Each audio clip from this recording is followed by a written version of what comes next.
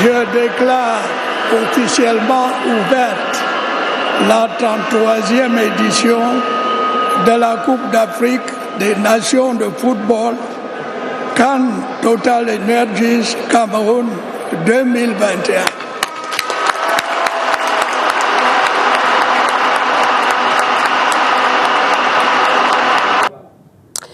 Two games have already been played in this edition of the Total Energies African Cup of Nations and 50 more to go. This is 237 CAN 2021, your sports program that will be taking you guys throughout this tournament with exciting content just for your viewing pleasure. With me on board is Jerome, MBANGO, a sports analyst. We will be looking at the two matches that happened yesterday at the Olembe Stadium, the performance of the indomitable Lions of Cameroon and the Stallions of Burkina Faso, not leaving out the Blue Sharks of Cape Verde and Ethiopia. Good morning, Jerome. Good morning, Oni, et bonjour aux spectateurs de STV et à tous ceux qui visionnent ce nouveau programme par rapport à la Coupe d'Afrique des Nations. Okay, so Jerome, how have you been? How was the match yesterday? Where did you watch the match actually? Where were you? Oui, j'étais à la maison confortablement assis dans mon salon et il faudra dire je voyais en plein écran parce que je n'ai pas eu l'occasion de faire rapidement mes tests Covid pour me rendre du côté de Yaoundé. Okay, so now we will start with this program, and this time around we're talking about the performance of the indomitable Lions of Cameroon despite urging the Stallions of Burkina Faso. What do you think of the Lions? What do you make of the Lions' performance yesterday? Parlant particulièrement des performances de l'équipe nationale du Cameroun, il faudra dire que ça a été une performance un peu mitigée dans le sens où l'entame de match, les 30 premières minutes, ça n'a pas été ça. Et la raison pour laquelle l'entraîneur a changé de système de jeu, parce que nous avons commencé avec un système de 5-3-2. Après, nous sommes retournés dans le 4-3-3. Donc, il faudra dire que ça n'a pas été très grande chose d'entame de match, parce que la pression et le Burkina a pris cette entame de match en son compte. Et ils ont eu l'occasion d'ouvrir le score. Ensuite, nous nous sommes battus, nous avons pu obtenir avant que la pause se pénètre. Donc il faudra tout simplement dire le Cameroun n'a pas fait montre de grand talent, mais l'essentiel était là. Parce que vous savez, dans l'entente des grandes compétitions comme celle de la CAN, le plus important, c'est de commencer par des victoires et pour le moral des troupes. Okay, I would like to add that we will be having another guest here on the show. That is Gilbert Fruche. He will be joining us in the later part of the show due to some unexpected incidents. He wasn't here for us to start the show, but however, we will be having him right here on the show. So Vincent Abubakar was named the man of the match. He took the two penalties that gave Cameroon all 3 points in Group A. Now, I want to say we already have about 4 goals with just 2 games. What do you make of these start? Do you think the tournament will be interesting? We have more goals, or it might even end up being the tournament with the most goals? Est-ce que Farah te dit que les deux buts n'ont pas été, les buts d'Aboubacar Vincent n'ont pas été suffisants parce que nous savions que le Cap-Vert aussi, c'est le mieux placé dans la poule et avec nos 2 buts, nous avons pu prendre un but. Et il faudra tout simplement dire que, en ce qui concerne la capitalisation des buts, il avait toujours été important de marquer autant de buts afin de pouvoir nous mettre à l'abri. C'est une entame de compétition et on espère tout simplement que ça peut, les matchs qui suivent, les 2 matchs autres qui suivent, permettront au Cameroun de se lâcher et de marquer autant de buts, pour être tout simplement avoir une très belle image parce qu'il faudra dire que le peuple camerounais attend tellement de cette équipe nationale des Lions indomptables. Okay, for those of you that were not opportune to watch the encounter Cameroon-Burkina Faso yesterday, we have a highlight of that match. Let's go take a look.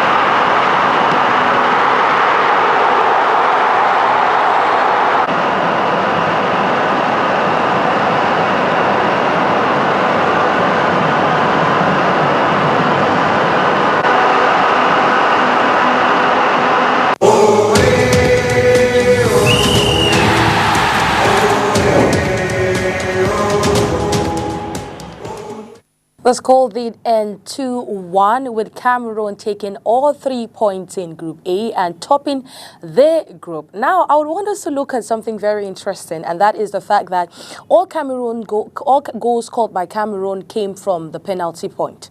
Now, and you know, it's always an interesting thing to see a nation, especially host nation, starting a game like that, but scoring inside the game and not from the penalty point. So what do you think about that performance and the fact that Cameroon's 2 goals were scored from the penalty point? Il faudrait tout simplement comprendre que le football ayant ceci de particulier, c'est de marquer pendant le match ou de marquer, je veux dire, après une séance de penalty.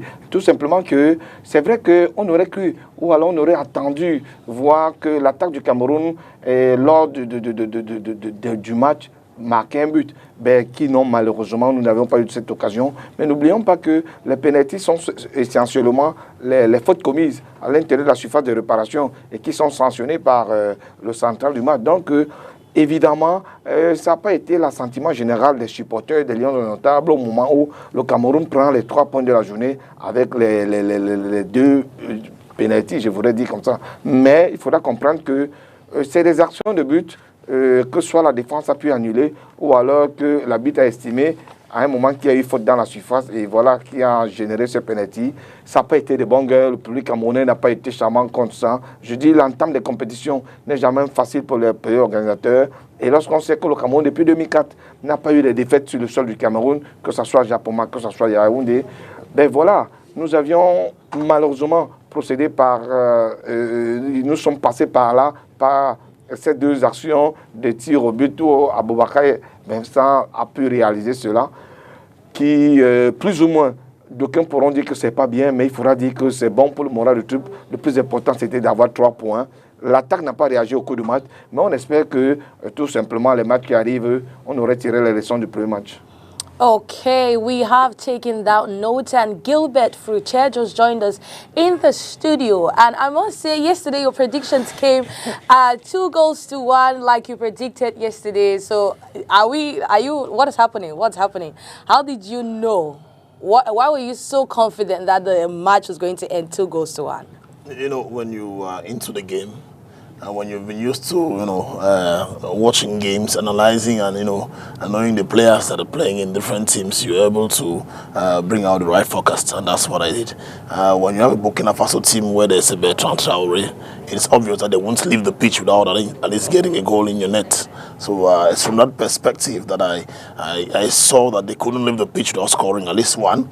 And then when you have an Abakar and Eric Maxim Choupo-Moting, Toko Ekambi, it's crystal clear that playing at home in the presence of the head of state and top government officials and the millions of fans of the Indomilans of Cameroon, that you won't leave the pitch without scoring 1-2. It's from that I got, forecasting for a 2-1 score to the advantage of Lions. Okay, I want us to talk about something really, really important. You talked about Bertrand Traoré yesterday and the importance or the quality he brings to the Stallion team.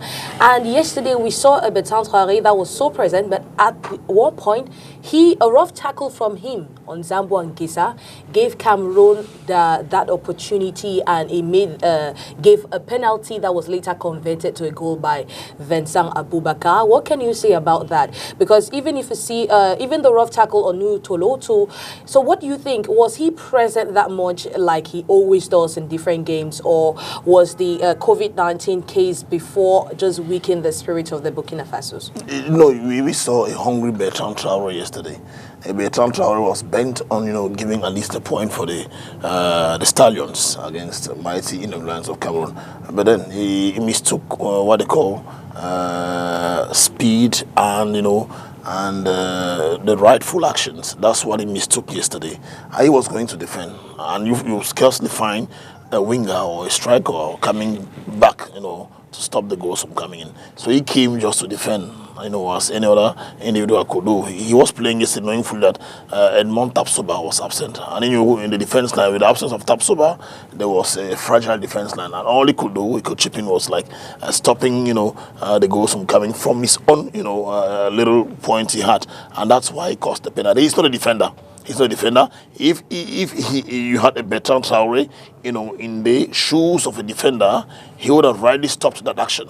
He is not a defender, and that's why he went for that. And you could hear from Coach Kamu Malu, who said that his boys, suffered from inexperience. Inexperience characterized the entire group, and they were penalized by that. So Traore is true, he's an experienced footballer, but he's not a defender. And since he's not a defender, he paid the price of that. Well, it was a wonderful game for him, for the Stallions, sincerely. But I still remain, worried about the fact that they didn't come in all their forces. And that's the song in Ouagadougou, all over, in Bobo-Dioula, so everywhere they're singing that if that come in with all their forces, they would have brought the Lions on. One, Kabu Malo was on the bench yesterday.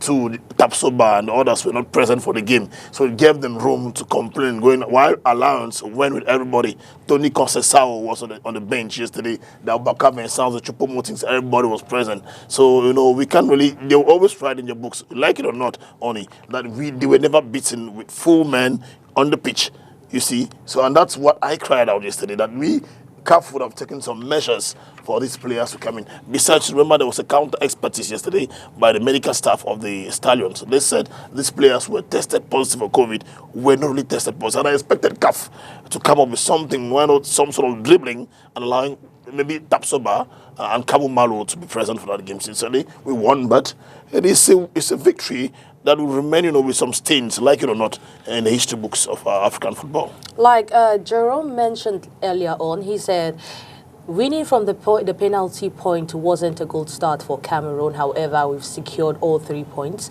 So what do you think? We did not score these goals in the pitch. We had to score from a penalty. And a lot of people have been complaining about that. And with the presence of the fans, is it that Cameroon, the indomitable Lions, were not motivated enough to give in their all to score from, in the pitch? And we also saw in the last minute of the game, there was this. We're all hopeful that Vincent Abubakar was going to, do something at that point, even though they did score, but it was refused as offside. So what do you think about that? No, only the first stuff is that the penalty that's scored is a goal. Not all penalties are shot, and they get into the net. That's what people should note. A penalty that's cost. I remember yesterday, the penalty wasn't decided by the central referee alone. There was a video assistance referee that confirmed the different penalties we had. So, like it or not, there were penalties yesterday. Abubakar was still going for the penalties, and he registered misses. But he went for the penalties, and they were transformed into goals. That's what we should praise. Apart from the penalties, we scored. We had 3 scoring chances early into the encounter. About the 7 of play, we had a scoring chance from Vincent Abubakar. That was flocked across the sticks of goalkeeper Vekofi.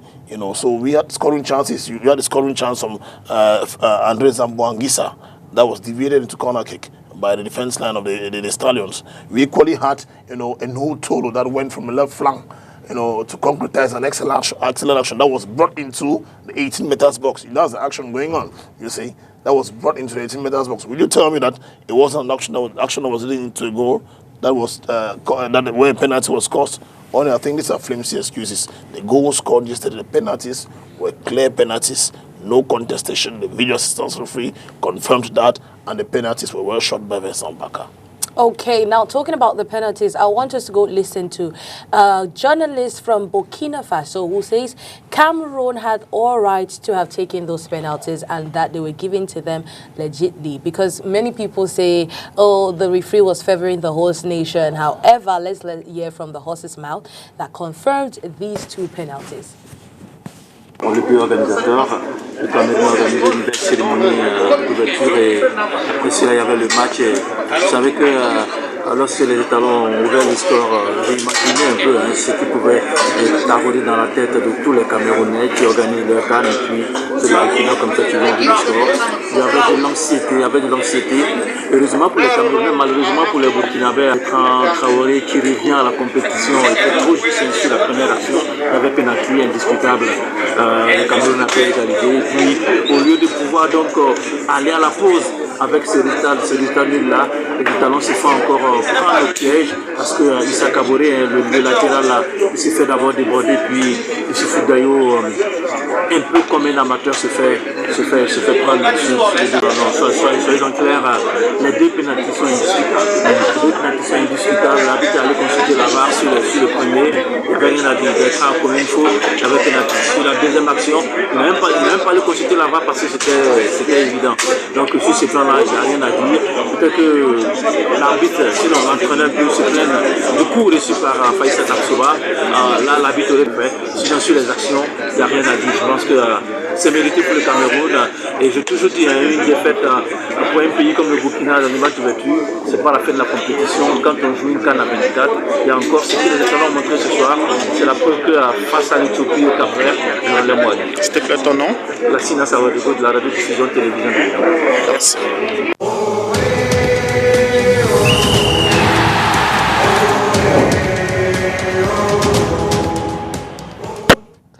Mr. Jerome, I saw you agreeing with everything you're saying. So now, since we're going to be moving on to the game Ethiopia-Cape Verde, I would like you to tell me what are your expectations for both teams, for Cameroon and from Burkina Faso as well? Do you see them crossing this group to the round of 16s? Oui, ben évidemment que le Cameroun pourra être en pole position par rapport à cette poule parce que lorsqu'on a vu la deuxième rencontre qui a opposé l'Éthiopie au Cap-Vert, il faudra dire que le Cap-Vert a démontré sur son plan offensif quelque chose de mieux. Mais vous savez, les matchs pareils où on croit que ça sera facile deviennent plus difficiles dans les jambes parce que également, la formation éthiopienne a fait montre de possession de balle, de bien gérer son entrejeu.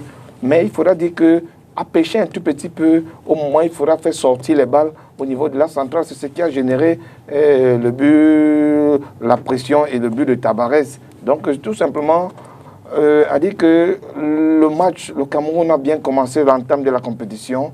Ben, ça n'a pas commencé, ça ne suffira pas. Parce que tu l'as si bien souligné, Oni, que nous avons eu l'occasion de marquer sous pénalité. Maintenant, qu'il t'attendre le match proprement dit, les buts d'action de match pour pouvoir monter d'un cran. On va jouer l'Éthiopie, on va jouer le Cap-Vert. Ça serait un tout petit peu des matchs pièges parce que c'est des matchs qu'il faudra prendre au même titre que celui de Burkina Faso pour sortir la tête haute dans cette compétition. Il faudra dire aussi que le Cameroun a un très bon banc de touche. Le Cameroun a des joueurs de qualité. Dans cette poule, normalement, le Cameroun se doit de passer avec le Burkina Faso malgré sa défaite. Mais il faudra dire méfiance, le Cap-Vert. Parce que lorsqu'on a vu le Cap-Vert dérouler hier, ça serait par une équipe à prendre à la légère. Donc, il faudra prendre match par match et essayer de bien négocier. C'est vrai que ça ne sera pas facile de sortir avec 9 points sur 9, mais en se mettant à l'abri, au minimum avec 7 points, on pourra se situer en pole position dans cette poule-là et pourquoi pas négocier les matchs à élimination directe. Okay, same question to you. Judging from their performance yesterday, do you think Cameroon and Burkina Faso will be the two teams to make it to the round of 16s? I think it's too early to say it. When you look at this group, it's a complicated one, like it or not. When you have an Ethiopian squad that played almost 65 minutes of the game with 10 men, it tells you that it's a squad that's got, strength, like it or not, yeah. Because they considered a red card early into the encounter. Yet they stood, they withstood the onslaughts from the Blue Sharks of Cape Verde. It was really wonderful. We saw a mobile squad, a squad of mobile players who went through the flanks to give the crosses. Indeed. I mean, a wonderful job from Ethiopia's head coach, Coach Wabetu. I want to say we should watch out. We should watch out. The next game against Ethiopia is going to be a complicated game. Remember I told you that you have a team of home-based players. Most of them play in squads like Ethiopian Coffee. They play in squads, in local squads around. And, it's been easy for Coach Wabetu to bring them together, Wabetu to bring them together and build up something concrete. You see, and it provided them a playing style, the fighting spirit. We saw an Ethiopian squad that had the fighting spirit yesterday, but were just unfortunate to be playing with 10 men. You get the point. So what I want to think is that, and when they came into Yaoundé, the first thing they said they were coming to play Cameroon. And just know the game against Ethiopia is going to be the final of this group. Whether you like it or not. Remember, they are the winners, they are the champions of 1962. They are one of the teams that, started this issue of AFCON. Yeah, Ethiopia, Egypt, Sudan, and the others started this issue of the AFCON. It shows that they have a rich experience. They know what the AFCON is all about, and we shouldn't take it lightly. We will say, no, when you look at the FIFA ranking, Ethiopia is above 100, Cameroon is somewhere around, those things are one of among the first 10 in Africa. No, that's what we should look at. We should look at your strengths, look at your weaknesses, exploit everything, maximize the opportunities we have, limit the threats we have. Sincerely. And what many fans are saying that we've already played the final of the group. It's a big mistake. It's true, we've beaten Burkina Faso, but it will be the Burkina Faso squad with all men present. That is the question. We're going to play an Ethiopian team that is wounded, and they know that if they go home with a defeat against Cameroon, that's the end of the AFCON for them, and they want to pack back so early into the competition. They want to do everything to stay in the competition. Why not be the best third squad to move into the rounds of 8th and all those things? And why not get to the final and drive back to Addis Ababa with a trophy? That is what is there. You should be very careful. Ethiopia will be coming a lot of determination on Thursday, from 8 p.m. to bring down the Lions. And knowing Cameroon so well, with their Bakabe, Sans and others, they will let things low. They will say, no, Ethiopia, those things, we can beat them. It's going to be complicated. And Cape Verde again. Cape Verde, the goal getter, I talked about Tavares yesterday. This is striker. The guy is very, very, cunning. When you have a Tavares at the front line of your attack, just expect the goals to come at any point in time. Because it's a guy that, you might think he's not present, but the least mistake in your defense line, your 18 meters box, Tavares goes in for the goal. Obviously, so, yeah, that's it. obviously. So that's what happened yesterday. So it's going to be very complicated. You can't say the Stallions will pick up a ticket. They have 2 big games to play. The Blue Sharks want to consolidate that, give themselves a great start into the competition, give themselves that opportunity. They want to avoid Cameroon on last playing day by playing a good game against the Stallions and preserving their chances of getting into the next round of the competition. Okay, Cameroon stays top in Group A with 3 points and 2 goals. But yesterday as well, we saw Ethiopia and Cape Verde, with Cape Verde edging over Ethiopia. Let's see the highlights of this match and get some commentaries after this.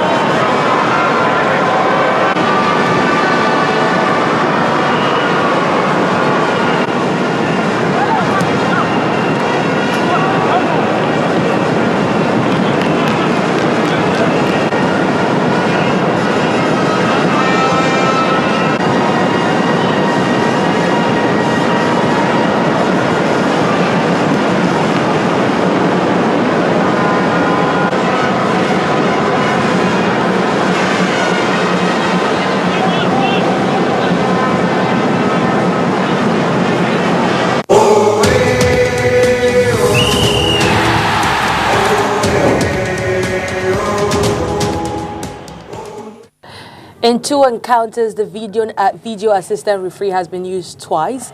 We saw them present yesterday at the 12th minute where Yarid Barry was sent out of the pitch.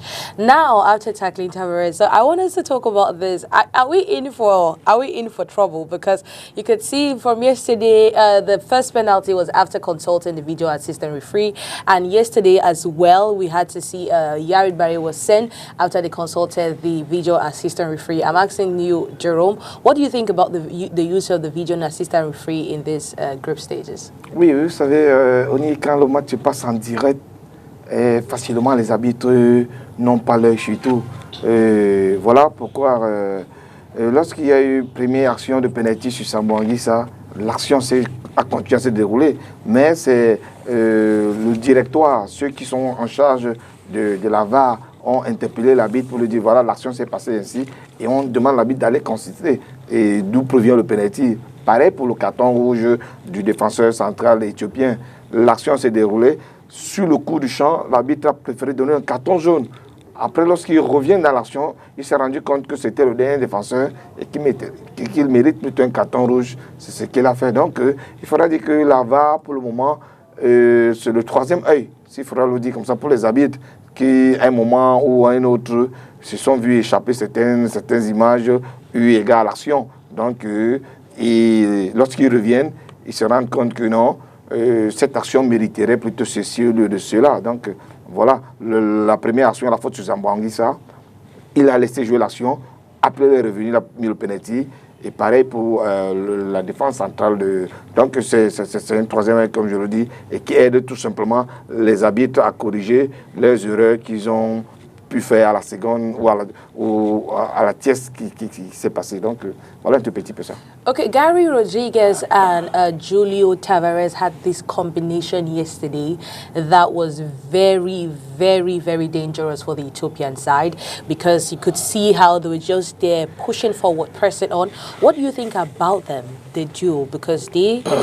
Because of a crossing from Julio, because of a crossing from Gary, Tavares was able to put the goal in the back of the net. So what do you think about this duo? No, it's a duo that's always held at foot. And that's the very duo that got Cameroon down when we played at Praia. It's true, we came back home from Praia with flimsy excuses that the winds blow. The winds blow against Cameroon. That's the questions we asked. I had the opportunity to ask Ronnie Kachele, who covered the game for one of the media officers around. You know, and he said the winds blew Gilbert, and that's why we couldn't beat them. But the Blue Sharks equally mastered the game. You know, when you have player Gary Mendes Rodriguez plays for Olympiacos in Greece, and he's been consistent in the games. You know, and when you count, 10 or 11 games played, he's present for about 9 of the games. And it shows that when you have a championship where Olympiacos is, I think, is topping the chart. It's that same squad where Kunde Malone plays. Olympiacos are topping the chart, and they've not lost any game since the championship started in Greece. You can look at the performance at the level of the Europa League. It is not bad. And Gary Mendes is credited for his performances, excellent performances there at Olympiacos. And the same thing he's doing in the national squad, with the Blue Sharks. And when you have an opportunity the like of Tavares and a Gary Mendes can fling in the crosses at any time, be rest assured the goals will likely come in. That's what I'm saying, that the Stallions should be very careful. They should be very careful, because if they happen to register another defeat against the Blue Sharks, it might be almost done for them in this competition, and it's going to be very painful to have the Stallions with the Bertrand Traoré and all. You have leave early. The Sangare leave the competition so early. We won't want to witness such a scenario, or want to witness a scenario where they're getting to the next phase. We're having all the big guns of African football and all those things. It's a powerful attacking machinery, and all the coaches that are having the Blue Sharks as future opponents should watch out. Okay. It's a message sent to Coach Tony Conceição and Kamumalu of the Stallions to watch out for this attack. Okay, last question regarding this encounter, I would like Jerome to answer, which is Ethiopia was able to keep their feet on the ground for 90 minutes with just 10 men in the squad. Now, they were able to keep their feet on the ground for that long. What do you say about this Ethiopian side? Par rapport à ce qu'ils ont joué à une longue durée par rapport à leur carton rouge, il faudrait vraiment dire que l'Éthiopie a été victime, je crois, du non-jeu de non. Ils ont joué plus défensivement que d'apporter le jeu de l'avant et ils ont voulu jouer par attaque placée. Donc il faudra simplement dire, par rapport au Cap-Vert, il était possible qu'ils concèdent un but parce que l'animation sur le plan offensif du jeu de Cap-Vert menait à suffisance que plus tard que sortir de là, que l'équipe éthiopienne prenne un but. Déjà, Tabarès, très grande taille, et le développement du jeu, soit Borges, soit Torres, qui faisait dans l'animation du jeu du côté de Cap-Vert, faisait à suffisance que plus tard l'équipe éthiopienne prenne ce but. Parce que l'Éthiopie jouait avec assez de risques sur le compartiment défensif. Mais le fait qu'ils ont joué en nombre inférieur, il faudra aussi remercier cet entraîneur qui était obligé, après le carton rouge, de sacrifier son attaquant pour amener notre jeu à compartiment défensif, ce qui a maintenant biaisé les cartes au niveau de l'offensif, au niveau du comportement offensif de l'équipe éthiopienne. Mais il faudra dire tout simplement qu'ils savent qu'actuellement ils sont dos au mur et que les prochaines rencontres qui viennent, ils se doivent de se lancer dans la compétition pour ne pas précipitamment sortir de la compétition. Donc, le prochain adversaire, par rapport à l'Éthiopie, je crois qu'il faudra qu'il fasse montre de prudence. Parce que s'il faudra venir devant l'Éthiopie avec l'esprit d'avoir déjà gagné le match, c'est une très bonne équipe athlétiquement parlant. C'est une équipe qui procède par attaque placée parce qu'ils ont les joueurs qui vont très vite. Et il faudra dire, ils ont déjà eu une première défaite. Ils ne sont pas prêts à prendre notre défaite, quel que soit l'adversaire qui sera en face. Ça serait une rencontre très, très, très difficile. Donc, et en plus, ils ont pris une défaite à infériorité numérique par rapport à l'adversaire. Donc, il faudra dire que l'Éthiopie, c'est une poule aussi consistante que ça. Les matchs devront se discuter. Et il faudra dire que l'adversaire prochain de l'Éthiopie, comme je le disais, ça pourrait se jouer. Maintenant, le Cap-Vert a un avantage.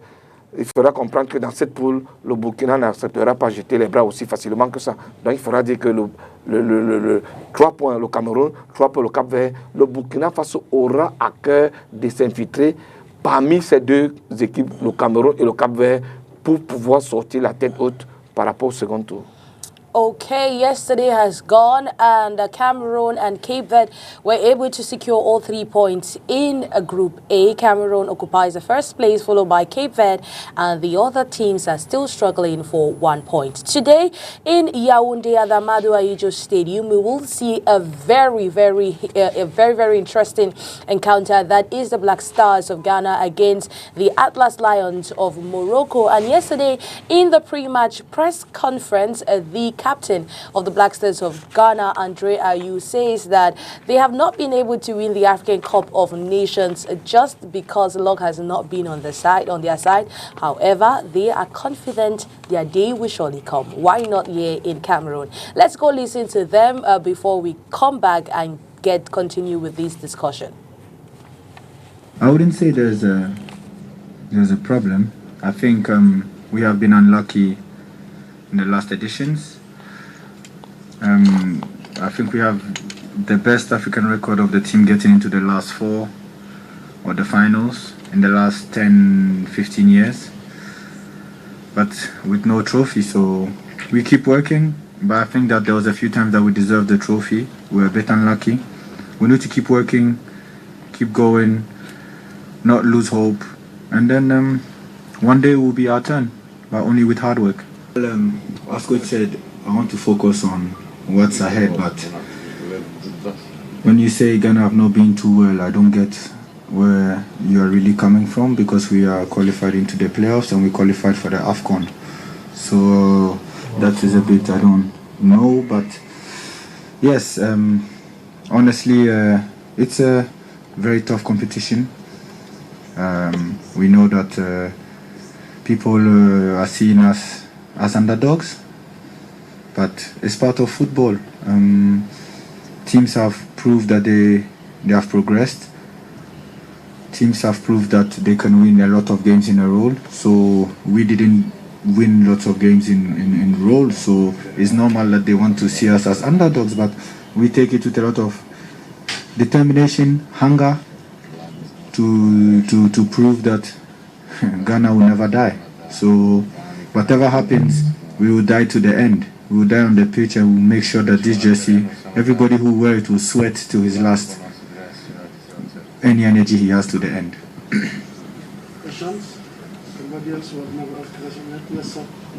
It is overwhelming.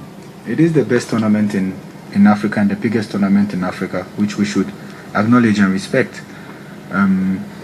These guys have the opportunity to prove themselves in front of the world, not just Africa. My teammates are guys which have great talent. Some are very young, but the talent is top. So we are just there to help. And first of all, we are there to do our job. We have to create the example to the others on and off the pitch. But yes, we try to let them understand what an AFCON means to you individually, but as a country. So they know, they are aware, they are ready as a team. And it's not going to be easy. It's not going to be easy. But it's not going to be easy for us, but it's not also going to be easy for the opponents. So we are going to go to the end, and at the end we'll see what will come out of it.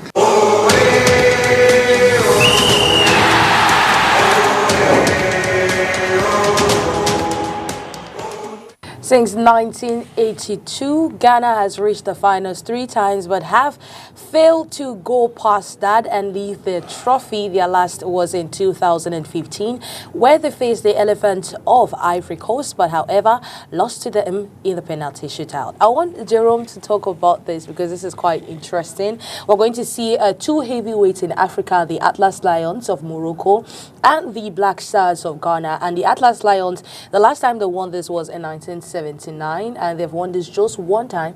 Do you think, and they had a very impressive game, the qualifiers for the African Cup of Nations, they were very impressive. Do you think this team, what do you think of this encounter? What do you think about the Atlas of Morocco? What do you think about Ghana? Do you think it's going to be a goalless match? Ben, simplement que il faudra dire que lorsqu'on regarde actuellement l'équipe du Ghana, c'est une équipe qui sont dans la phase de rajeunissement. Ben, là-dedans, il y a quelques joueurs cadres. Il y a toujours Thomas Partey de Arsenal, il y a les frères Ayou, il y a les autres qui constituent tout simplement le statut cadre de cette formation ghanéenne. Mais depuis lors, le Ghana n'a pas toujours été dans le carré d'axe final au niveau des compétitions africaines. Donc ça commence à durer et tout simplement qu'on souhaiterait ou alors on aimerait aussi voir cette équipe du Black Star d'antan avec tout cette quatuor, ceux-là même qui ont mené à bien cette équipe nationale des Black Stars du Ghana. C'est vrai que depuis ça dure, mais on aimerait voir une équipe de Black Star de par sa transition, relever la tête. Maintenant, en ce qui concerne l'équipe marocaine, il faudra comprendre que l'édition 2019 du côté du Caire, ça a été un peu une déception du côté du Maroc parce qu'il faudra dire que l'équipe marocaine a aussi des très très bons joueurs. Anak a produit Yakin Ziyech et les autres qui font tout simplement la fierté de cette formation marocaine qui est constituée d'un très bon groupe actuellement. Et je crois que Vaïd, qui est l'entraîneur de cette formation marocaine, a rappelé l'ensemble des troupes. C'est vrai que d'autres binationaux marocains nés du côté de l'Hexagone ont pas répondu présent, mais je crois que l'équipe marocaine, pour cette compétition, se doit montrer de dire que le Cameroun est la seconde nation, parce qu'il faudra tout simplement rappeler que lors du CHAN, le Maroc était très bien à l'aise du côté du Cameroun et la finalité a été qu'ils ont remporté le CHAN.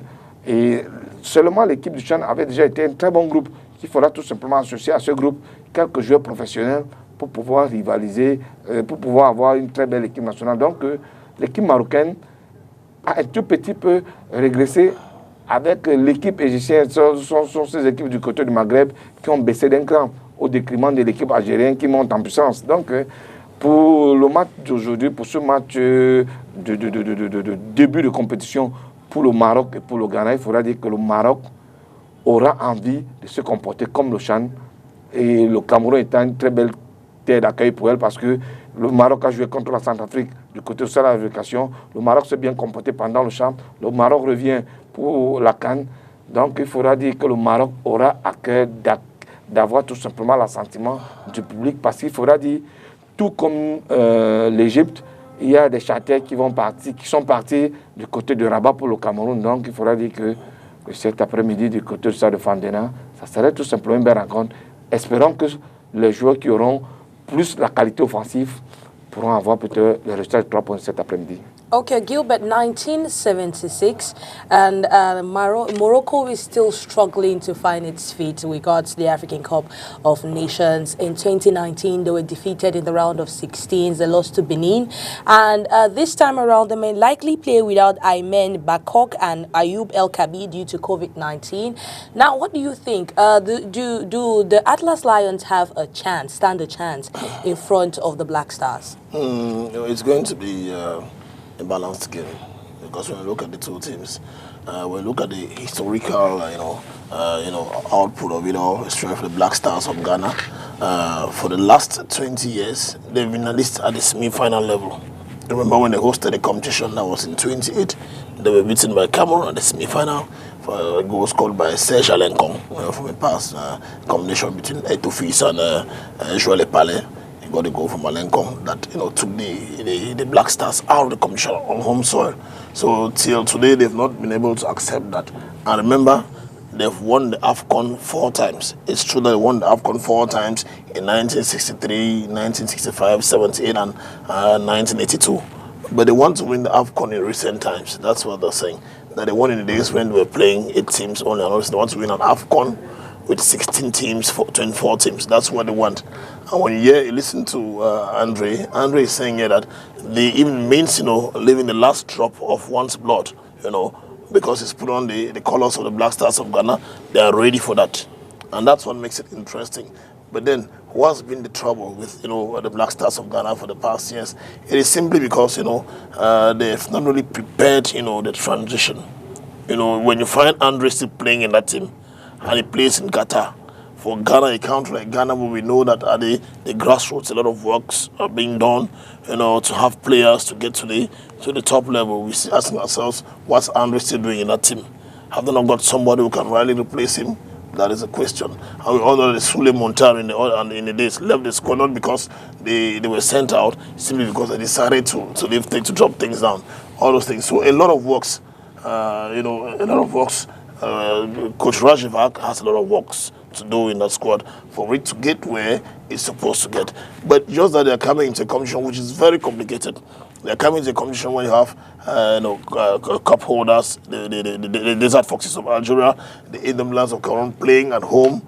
You have the Teranga Lions who have never won a title at the continental level. Everybody's hungry at this AFCON. Even the Gambians will tell you, the Musa Barrows coming in, that they want to win the AFCON. You listen to them yesterday when they met Southwest Regional Governor. They told him that they've come to Cameroon to win. When you have little Gambia, Mauritania, and all those people telling you they want to win the AFCON, it tells you that there will be no easy game at this AFCON.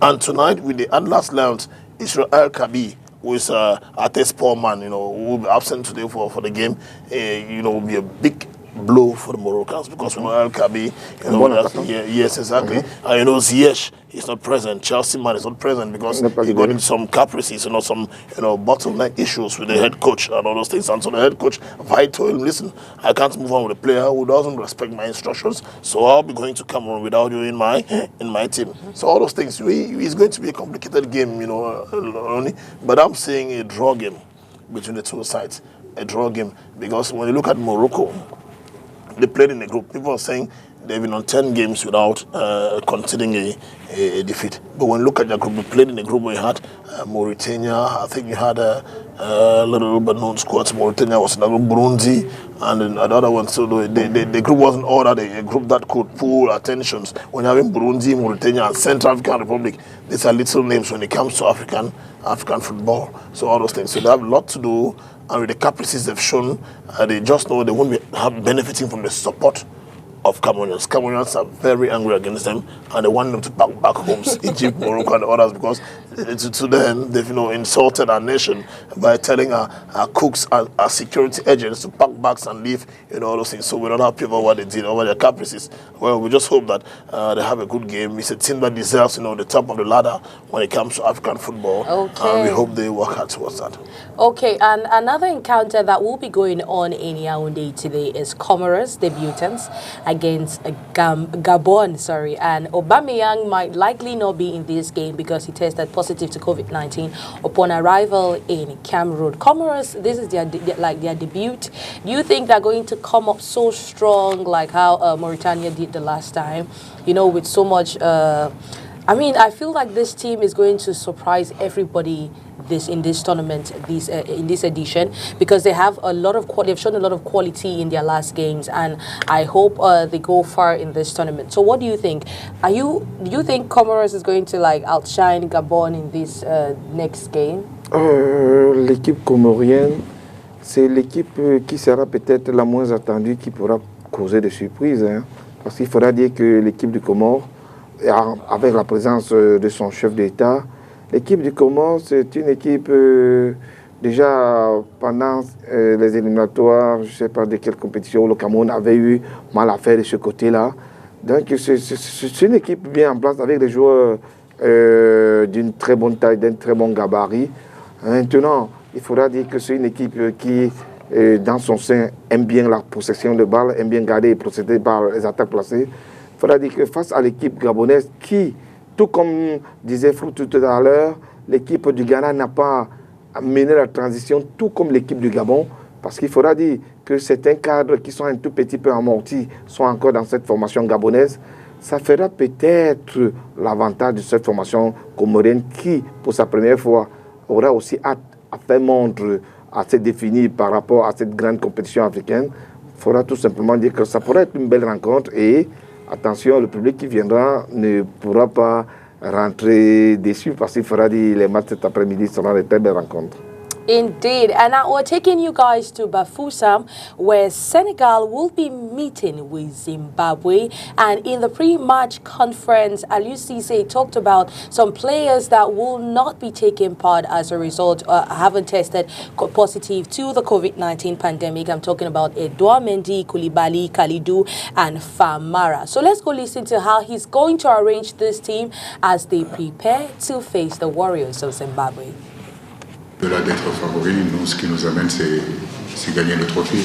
Donc pourquoi être favori si on a la possibilité aujourd'hui de gagner le trophée? C'est ça notre objectif. Comme vous le dites, il y a d'autres sélections qui sont là aussi, qui ont envie de gagner ce trophée. Il n'y a pas que le Sénégal. Mais sur ces dernières années, quand on voit aussi l'évolution de cette équipe sénégalaise, c'est normal qu'aujourd'hui, quand tout le monde nous voit comme les futurs champions d'Afrique. J'espère que leur vœu se réalisera parce que nous aussi on en a envie. En tout cas, on aborde cette compétition avec beaucoup de sérénité, avec beaucoup de confiance aussi et surtout énormément d'humilité. On a un groupe quand même en termes de qualité et quantité, on a des joueurs qui sont valables, même si on aurait aimé avoir l'ensemble de notre groupe présent. Ce n'est pas le cas aujourd'hui.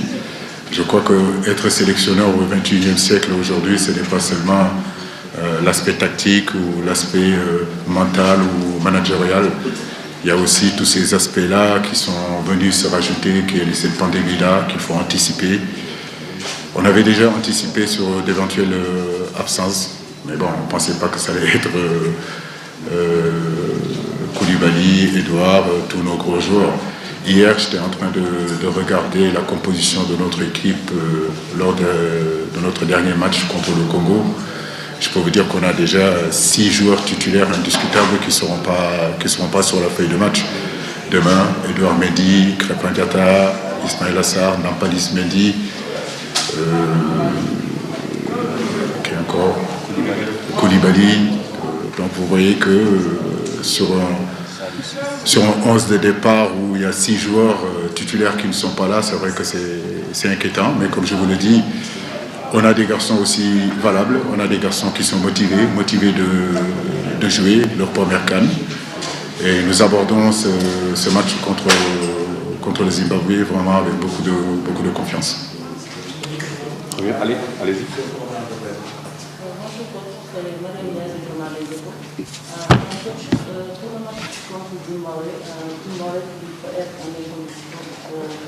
Je vous entends très mal. Vous pouvez une équipe inconnue. Non, le Zimbabwe n'est pas une équipe inconnue. Attention, le Zimbabwe est une bonne équipe. Le Zimbabwe aujourd'hui fait partie des équipes qui sont les plus présentes de cette CAN-là depuis l'histoire de cette CAN. Et vous connaissez les histoires entre le Sénégal et le Zimbabwe, ça ne date pas d'aujourd'hui. Nous respecterons cette équipe-là, nous l'avons toujours respectée et nous savons que nous allons vers un match très disputé. Il est important, si vous voulez, de rentrer dans une compétition en empochant les 3 points. Ils auront à cœur aussi, eux, de prendre les 3 points, et nous aussi. Donc, je crois que dans cette CAN-là, gare aux équipes qui manqueront d'humilité, parce que toutes les équipes se sont préparées et on sait que chaque CAN, il y a toujours des surprises. Donc, à nous d'être concentrés, à nous de rester sur le sujet, ne pas se disperser, ne pas se laisser divertir par l'environnement, mais surtout se concentrer pendant 90 minutes pour empocher ces 3 points-là.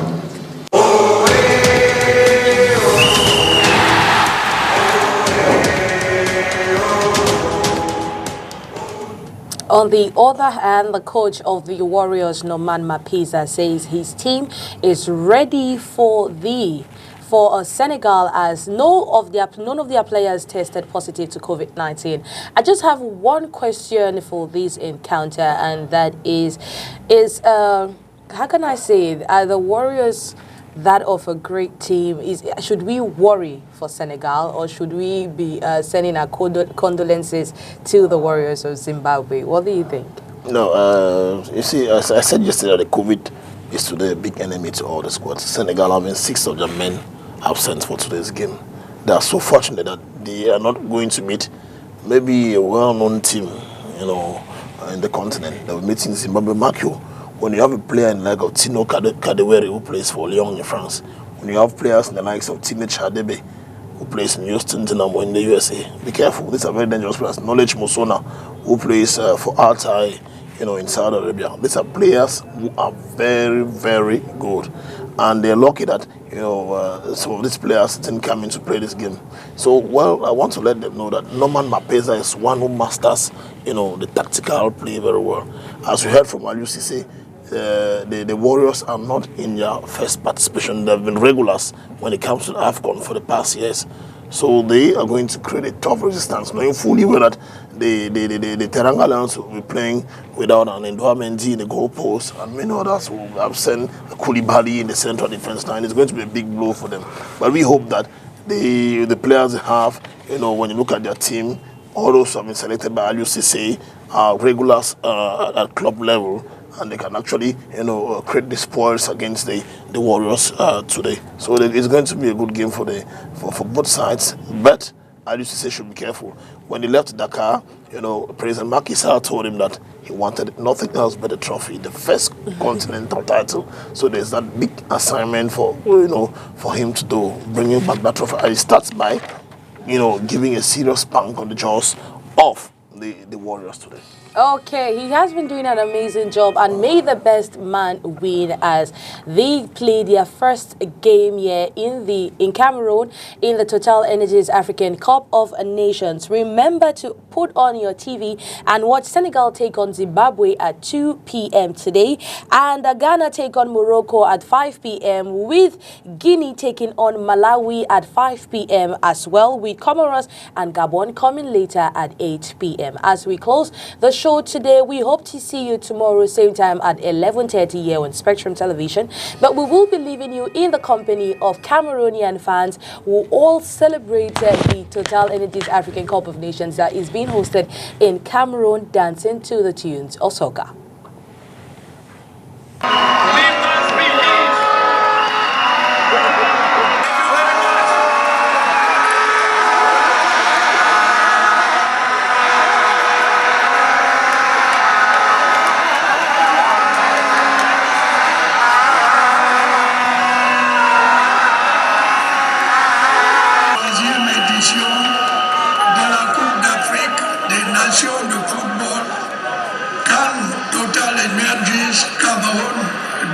2021.